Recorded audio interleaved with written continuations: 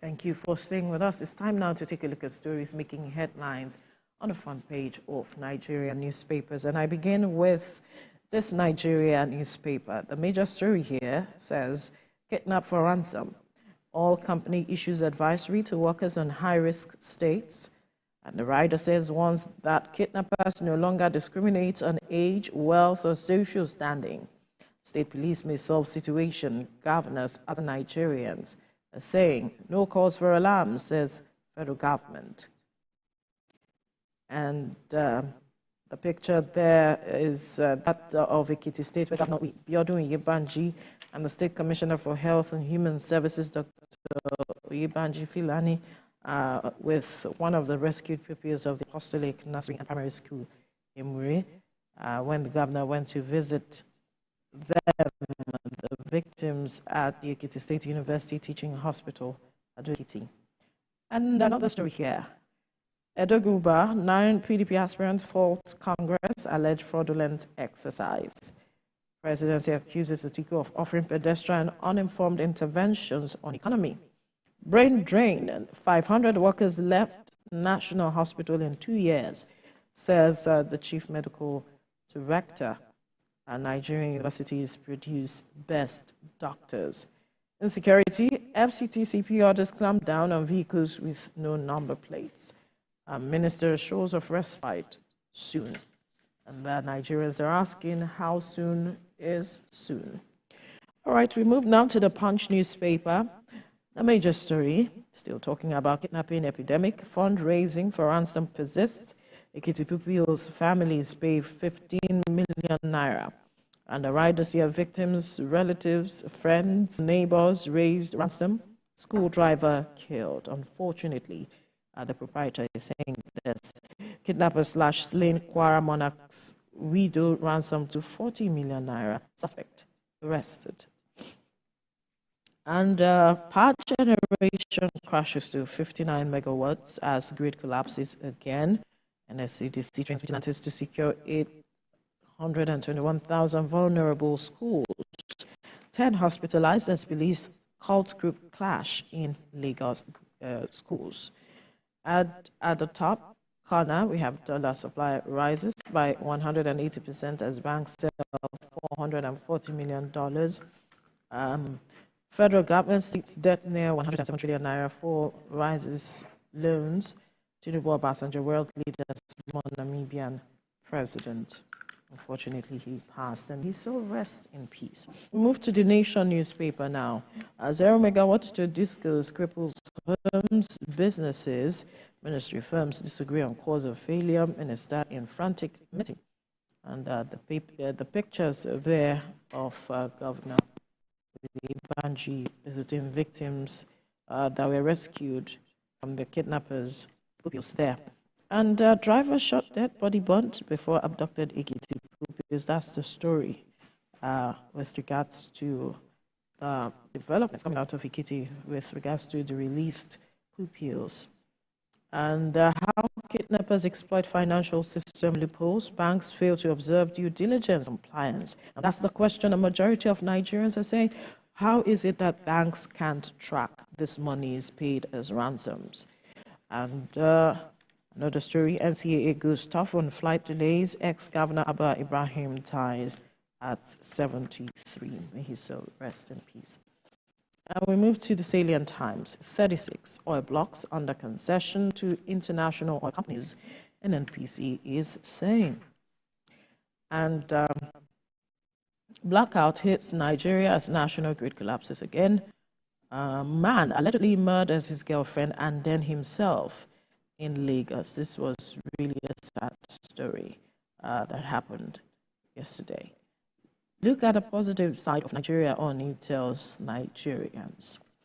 Trace records 630 road accidents, 192 deaths in Ogun. And another story here said police arrest 8 over Ekiti traditional rulers killing pupils abduction. All right, some of the stories you find on the front page of the Salient Times. We'll move to the Leadership newspaper. And this is looking at the current economic situation, saying amid hardship, Nigerians struggle with fake foods product. And here is an infographic saying that Nigeria loses approximately 200 billion naira annually to counterfeit medicines, excluding substandard drugs, and that substandard drugs are responsible for the annual deaths of 500,000 individuals in sub-Saharan Africa. Just to mention a few of the details you find in the infographic here, it might interest you to pick up the paper and get more details. And another story here, rumbling in civil service over PermSec's deployment. And meters, discos fail to refund customers. Abducted Ekiti Pupils teachers regain freedom. Senator Buka Abba Ibrahim is dead. He died yesterday. May he rest in peace. Some of the stories you find on the front page of the Leadership newspaper. To the national economy now. An ending rise in food inflation, it is not over yet, economists warn Nigerians, as food inflation maintains 11th consecutive increase. And these are the issues that we really need to see how we can tackle as quickly as possible. Mounting local international pressure over Shell's asset divestment in Nigeria. And 81% of employed Nigerians not in productive sectors. You might want to read that story. You find it on page 5 of the National Economy. And to the Vanguard newspaper now, uncertainty rules currency market as external reserves rise. Volume of dollar traded down 3% to $2.14 billion, by sudden massive crash of Naira analysts. One of further depreciation, adverse impact on economy. Presidency Atiku fight over Tinubu's economy policies. 8,100 levy students in Nigeria's schools may miss WASI registration. And Persists, that's sports now, but South Africa's fall in semis. Nigeria has been paired with South Africa for the semi-finals. And the top corner here, blackout power grid collapses again, first in 2024. 723 schools closed in 9 states over insecurity. Others, UNICEF is saying, brain drain, over 500 workers left National Hospital in 2 years. Some of the stories you find on the front page of the Vanguard newspaper. Ibrahim. The Daily Times is first presidency, Atiku clash over Tinubu's policies. Northern youth trace insecurity, economic woes to Buhari, flake Asina elders attack on Tinubu. Mahi knocks contractors, engineers for poor quality jobs. Makinde rejects Edo PDP global screening panel chair. Nigeria's business PMI hits 54.5 points in January. Equities market sustains weekly gains by 1.97%. NCAA warns domestic airlines on flight disruptions. That's about it for the Daily Times. Next is the first news. Economic hardship. Again, Atiku presidency trade words. As ex-VP slams Tinubu, says federal government's policies dashing hopes, creating pain, causing despair. Presidency hits back at Atiku, says claims not grounded on facts. Claims Nigerians enjoying lowest cost of living in Africa. Edo Makinde Legacy Group boycotts PDP delegate election. Ex-Yobe Governor Bukar Abba dies in Saudi Arabia. NCAA reads riot act to airlines over flight disruptions. And above the on the ear of the newspaper, police arrest suspected killer of Ekiti monarchs. Bishop Kuka receives 10,000 euros Mondo Negro Fraternity Award in Spain. Blackout hits Nigeria as country experiences first grid collapse in 2024. TCN confirms restoration of power hours after. Cancer. WHO expresses concern over rising cases. Tasks African leaders. Abducted Ekiti school children finally released as victims undergo trauma treatment. More things still happen in Rivers, that's according to Wiki. Daily Independent.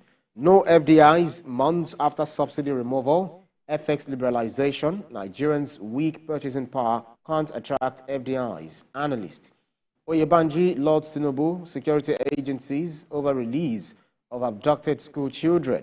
Visits rescued Ekiti pupils, teachers in hospital.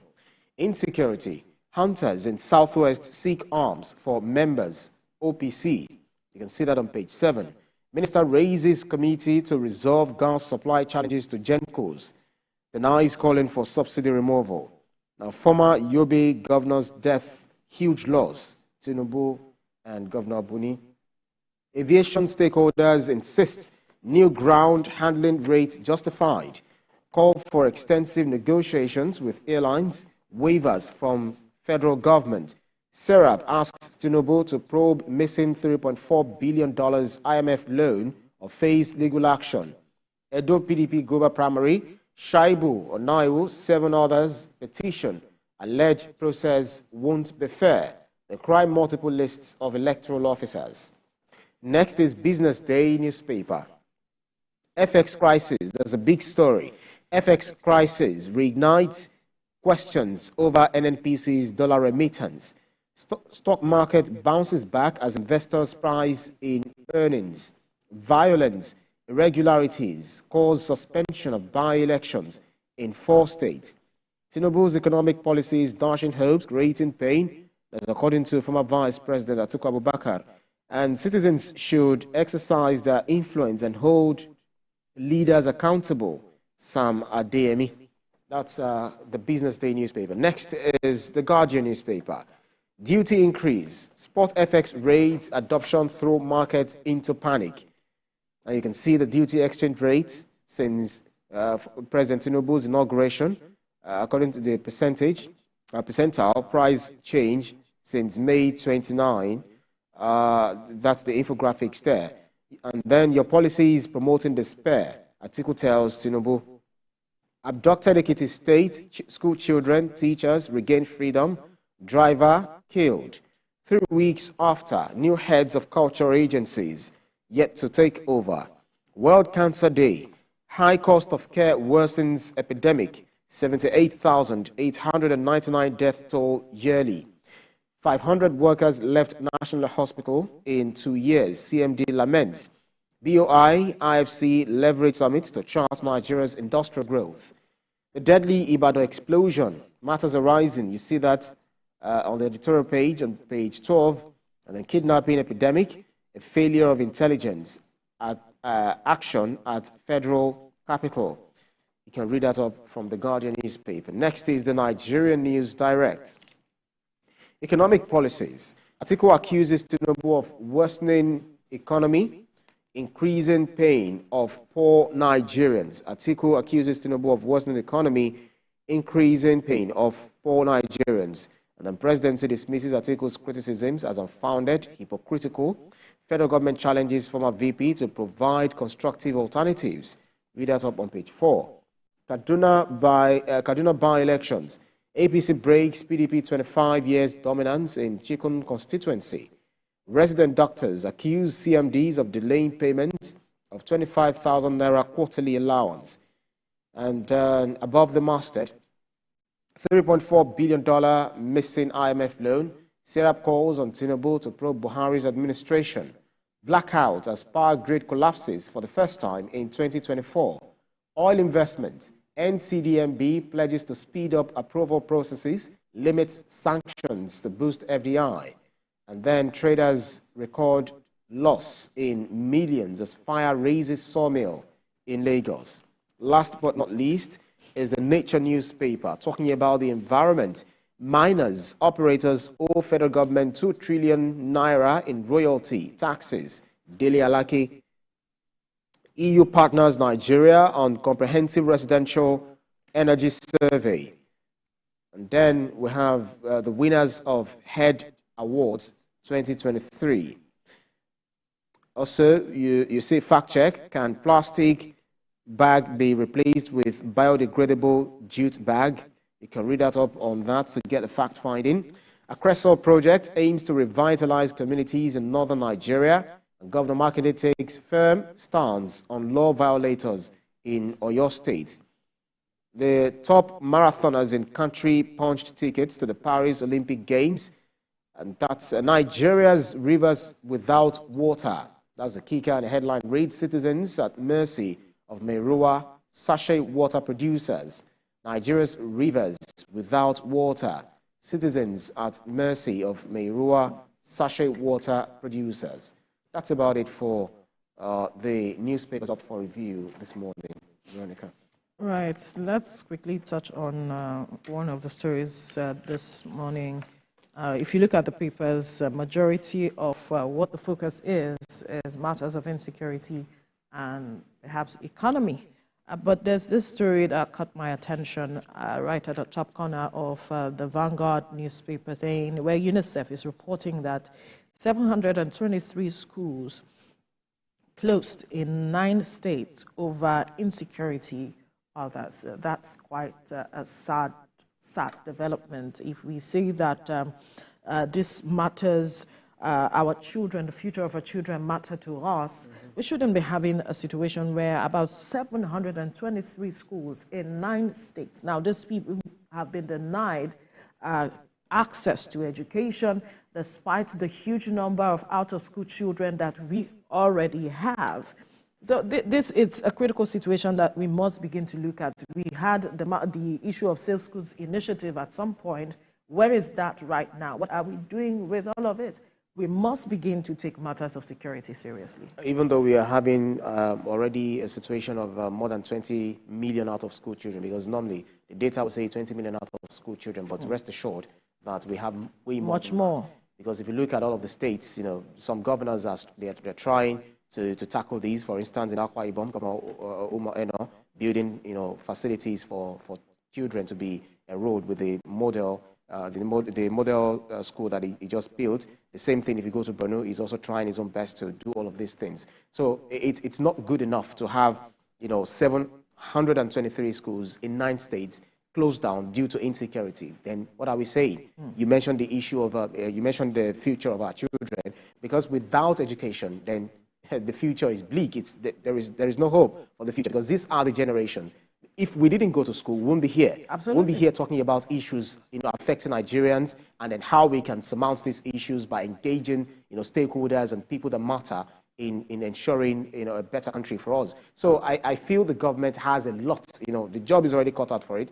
They have a lot right on their hands to tackle. So if they're not fighting this, and we should also help ourselves. We can't expect government to do everything for us. There's a limit to what you can do. There's a limit to what you can do. No, I mean by not conniving with this, right. men of the underworld.